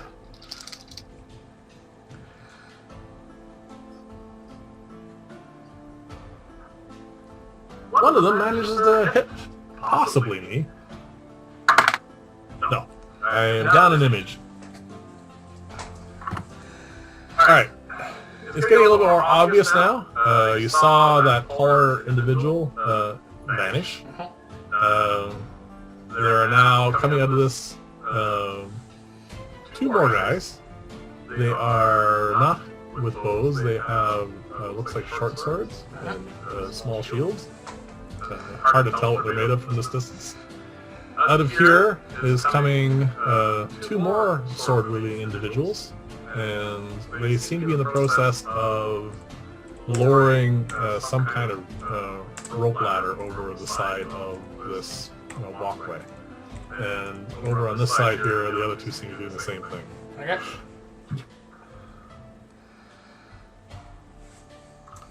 And that is their initiative. So you're up. You're up. Oh, no, I'm up. Yes. I'm up. Alright, so I haven't done anything aggressive yet. Well, is this where you want to start? That's probably a good idea.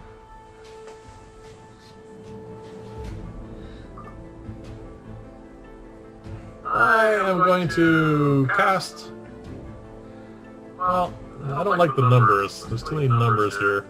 I am going to cast a first level spell. I'm going to cast Magic Missile at one of the archers on me. Yeah.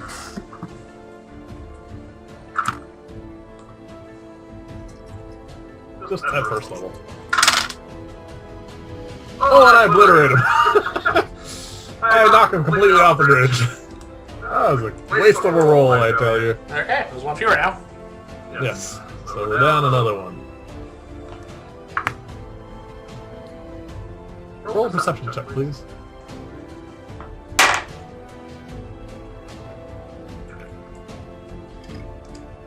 Sixth, 3. For 6 total. Never mind. Alright. You notice that a couple of individuals are starting to climb down the ladder, so they're getting ready to come down.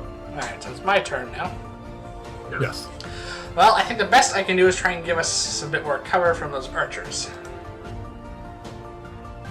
This is a good plan, I think. I am going to, because we can give us a bit of cover we can step out from behind, step out of. I am going to cast Fog Cloud. On us? Or on us. So. Alright. All of a sudden we can't see it anyway. But we're relatively near the edge of the. But we know the size of the fog. They do not. They've done this before, so 20-foot radius sphere of fog. Yeah, centered basically between us. So it's 20 feet from us to the edge of the fog. Yep. So that's going to pretty much cover. And I am concentrating on that spell. Yeah. Consider this here about a 20-foot sphere. So if that were centered here, that would be what we're doing. Okay.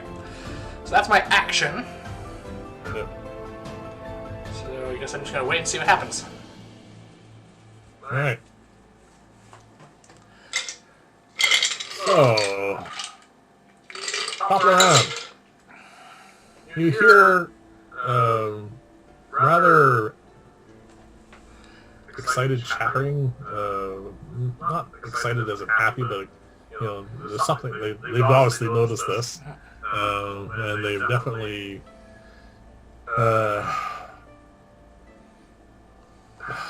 Hard to tell. It's in a language you don't understand. That's the problem. So something's going on. They definitely have noticed and are reacting to it in some way. You can't even see them anymore. So. All right. The archer in the tree on their side He's still gonna try and shoot you. At disadvantage, though. Oh, I know. You do feel an arrow going right by your head. But it does not hit me. Roll the 14. And misses you. It misses me.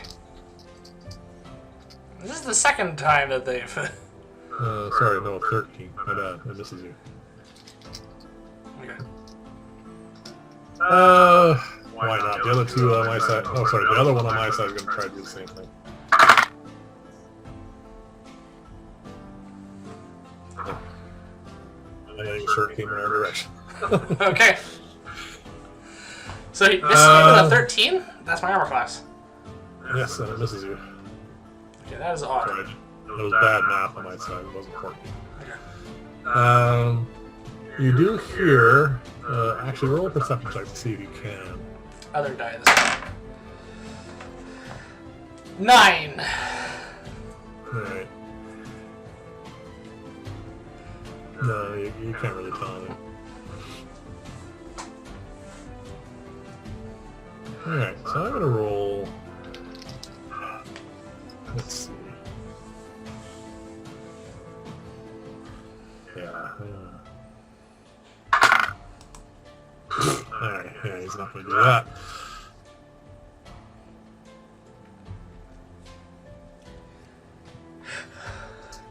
Alright. You kind of get the sense that there are beings around you. You're not sure exactly. They're in the fog somewhere. Okay. They, with their movement, they can't get close enough to do anything or try to do anything. So that is the end of that. Alright, so it's your turn. Alright, I am going to use my owls, very, very keen hearing for a second, and see if I can perceive where these things are. Oh, that's really good. That's a 22. I get the impression that there are two individuals heading my direction, so I am going to cast off a first level spell, and I am going to do area effect burning hands in that direction. Okay. Because I can't see anything to hit anyway, and a firebolt would just be a dumb idea. So I am going to do that. Alright, so they have to make dex saving throws.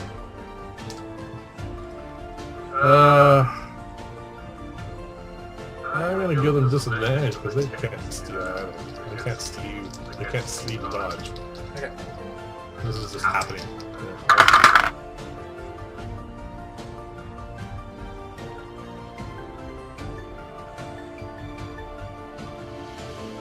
Ah, one roll, a natural one. Oh! Oh, double damage.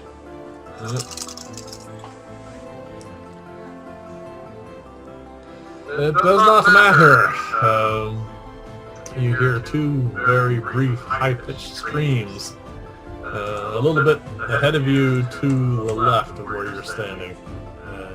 The fog all of a sudden just lights up for a moment and disappears. If it was possible for fog to boil, it probably would be. Yes. But it's magical fog, so...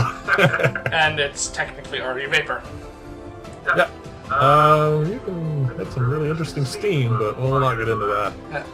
It is now your turn. Okay, so I know where you are then, basically. Yeah, well, you and I are side by side. Yeah.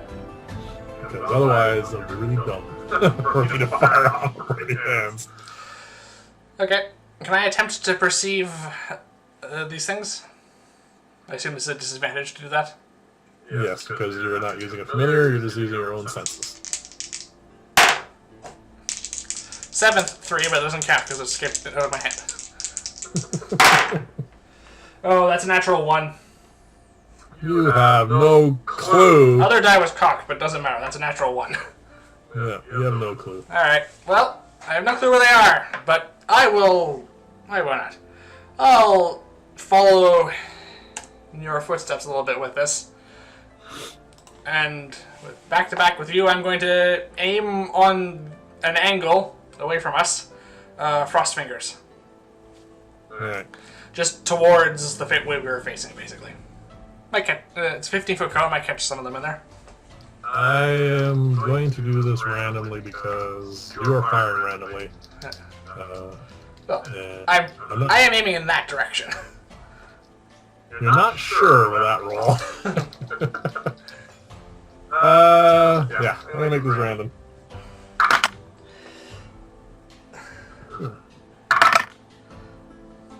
Alright. Am I rolling damage? I'm gonna roll a saving throw. Disadvantage, I guess, yeah. I don't think a 7 makes your spell save DC, so roll some damage. 6 and 6, 12. You hear, again, another high-pitched scream cut off quite quickly, but only one. Okay, so I only got 1, but that's still good. Yep. If I might count, there should be 3 of these. 1 archer, a swordsman, and the invisible person left.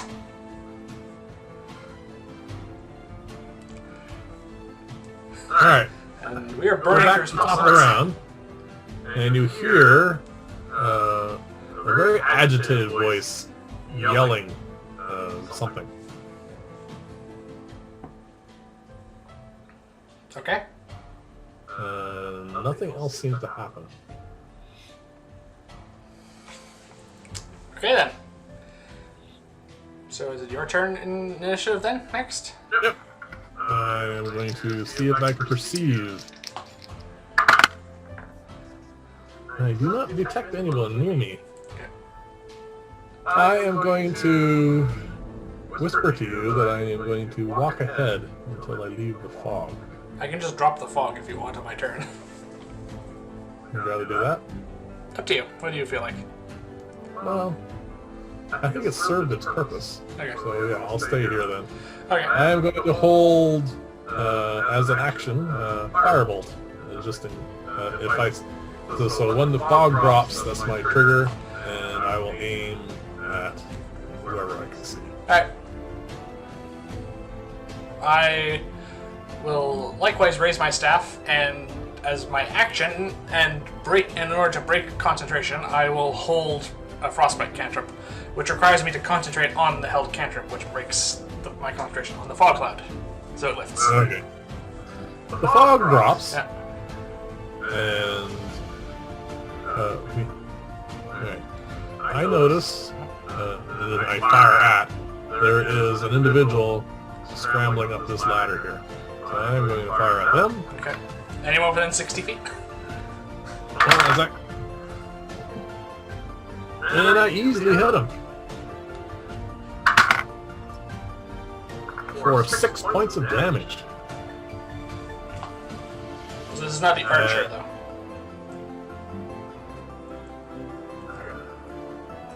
And he... better. He loses his grip on the Ladder? rope ladder and falls 10 feet to the ground. And is no longer moving. This is a slaughter. Yes. You see... Alright, so Frostbite's range is 60 feet.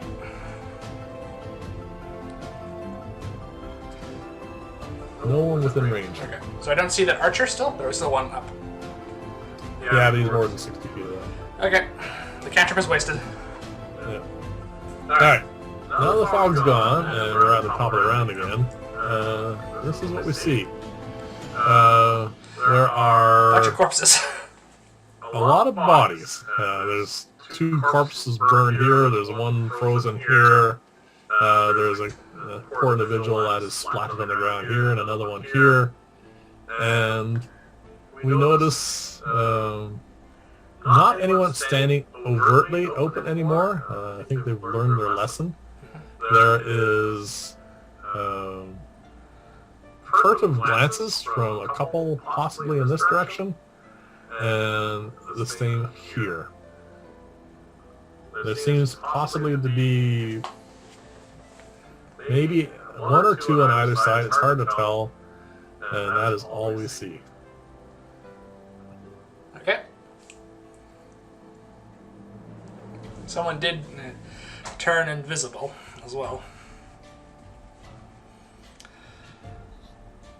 So are we not in combat then at the moment? We're in combat. Oh. So whose turn is it then? Theirs. Theirs? Okay. Roll a perception check, please. Without disadvantage this time. Just straight roll. Yeah. 15.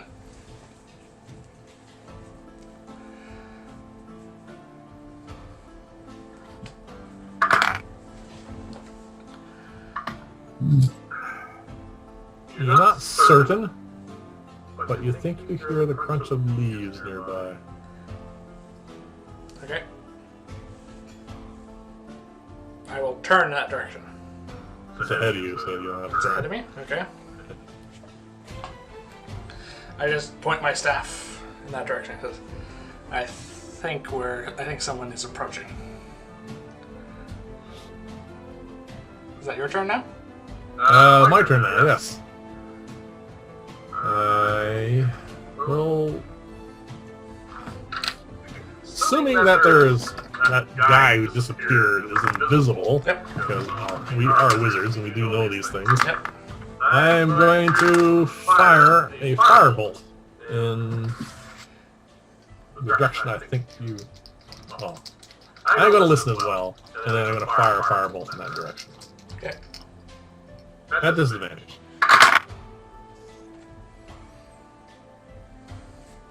So... 6, 10, let's see. I do not hit anything. Okay. Your turn.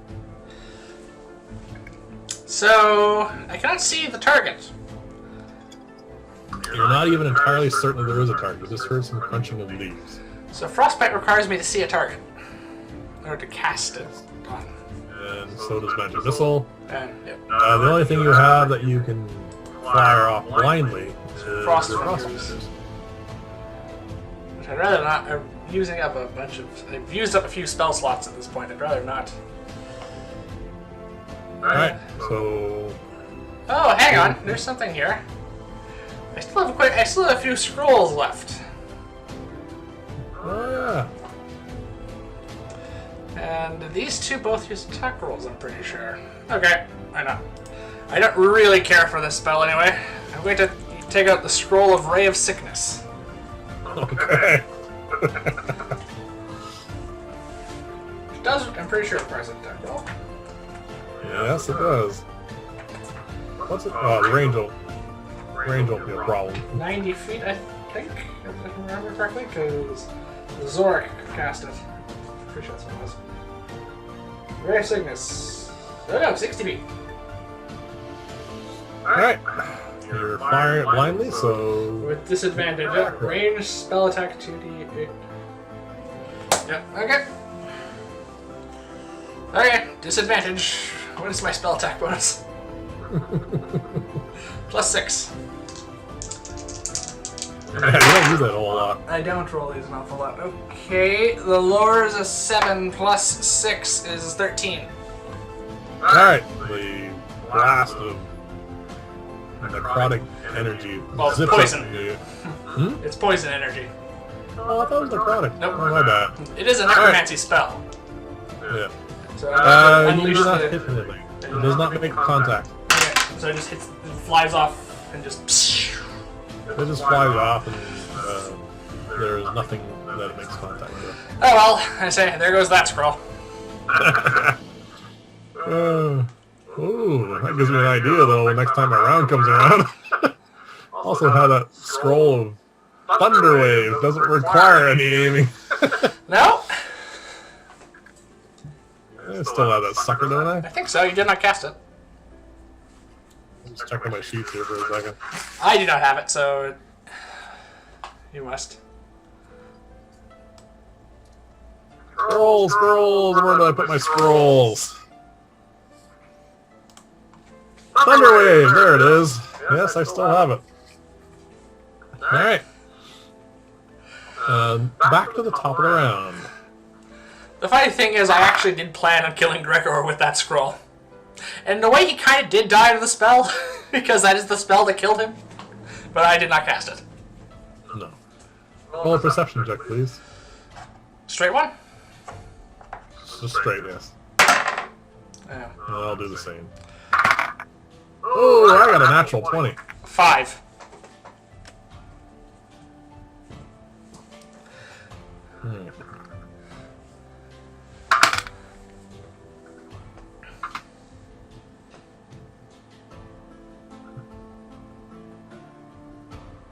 You notice two things happening.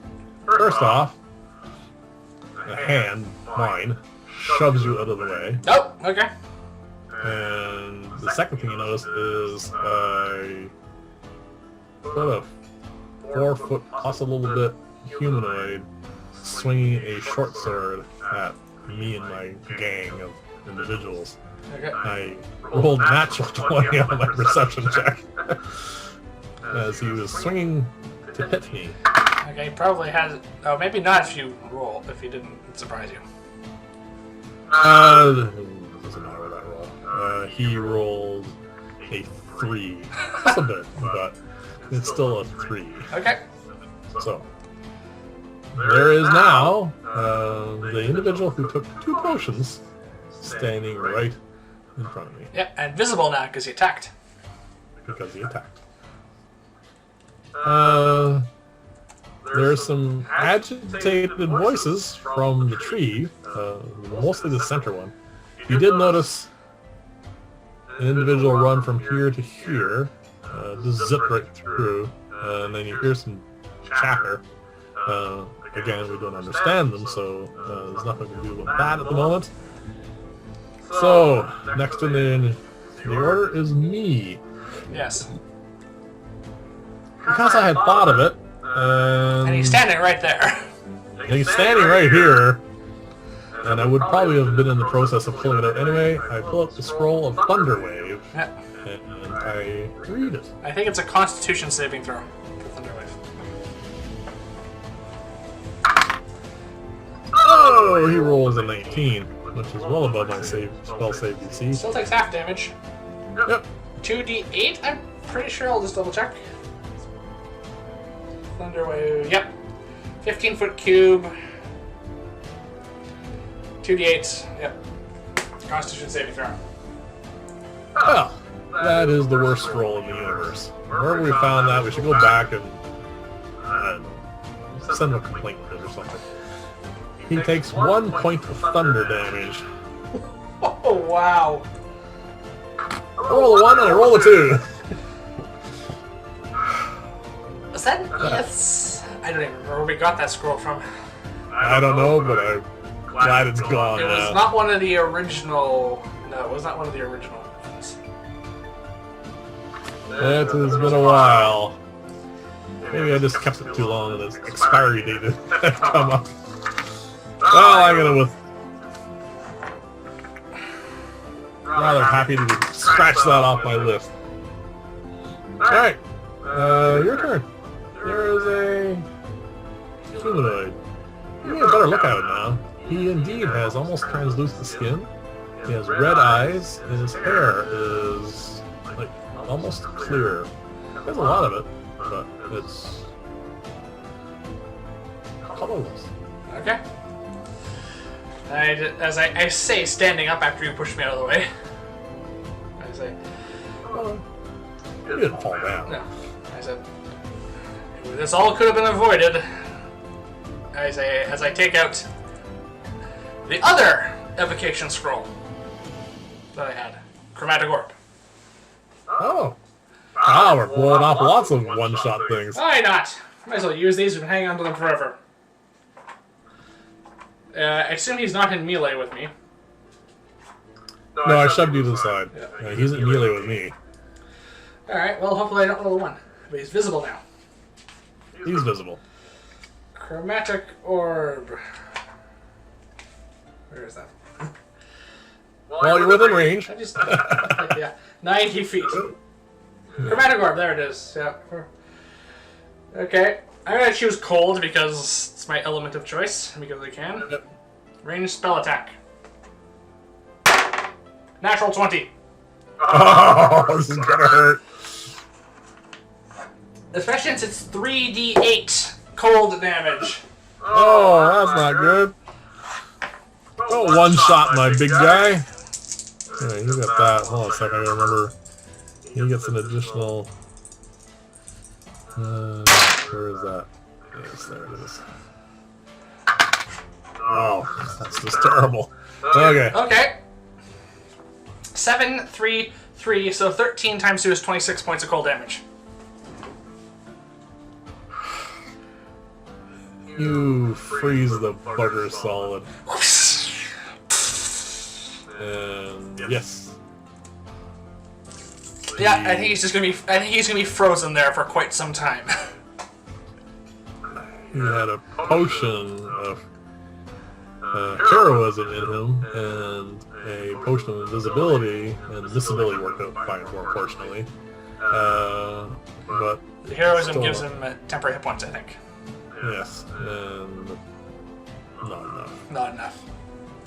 Not enough with critical damage. I thought he was going to be something interesting, but stop killing my boss monsters, will you? Alright. At that, there is definitely an alarm going up in the central tree. Yeah, I say we might want to Want to run that way. head towards the central tree? Oh, I Alright, just you meant- have a ladder coming down here, and a ladder coming down here, and there's some voices coming from in here. Yeah, but who knows how many more of them are in there? Roll a perception check. My owl is out, so we'll have advantage, because she has keen hearing. 16. There's definitely one primary voice, and possibly 3 more. Hard to tell. I mean, I don't know about you, but I know these guys attacked us, but I don't feel like slaughtering their children. Or anything. You have not seen any young ones, though you do notice now that we're not in immediate danger. The bodies are of mixed genders. Yeah. I don't know, we could just run to the opposite side of this clearing. Okay, so we're gonna start forward, I assume. Yeah, I'm asking you what you want to do here.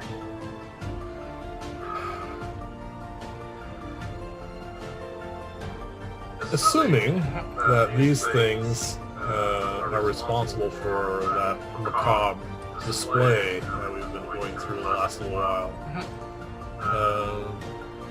They have all been stripped completely of whatever they were carrying. So you want to go in there and search the place? Well, it is a unique structure, if nothing else. Okay. How about we just head that direction, see what happens? Okay, we're gonna head that direction. Okay. So we proceed towards the ladder. We start walking this way, because we can't go walk through the trees. We start walking this way. We see a head pop out. An alarm is given. And you hear scrambling of feet. But no visible anything. Okay. So do you reach the ladder? Yes. Okay. Alright, well, I guess I'll start climbing up. Alright, roll a dexterity check for me, please. 17. Sorry, what? 17. More than enough. It was just in case we rolled really badly. Yeah. So you make it to the top. I'm having a little bit more difficulty than you. And now you get to see this and this stuff here. And that is, I suspect, where we should probably call a break. Okay. Because You notice individuals in here. They all seem to be heading this way. Okay, so they're all running in that direction. Yes.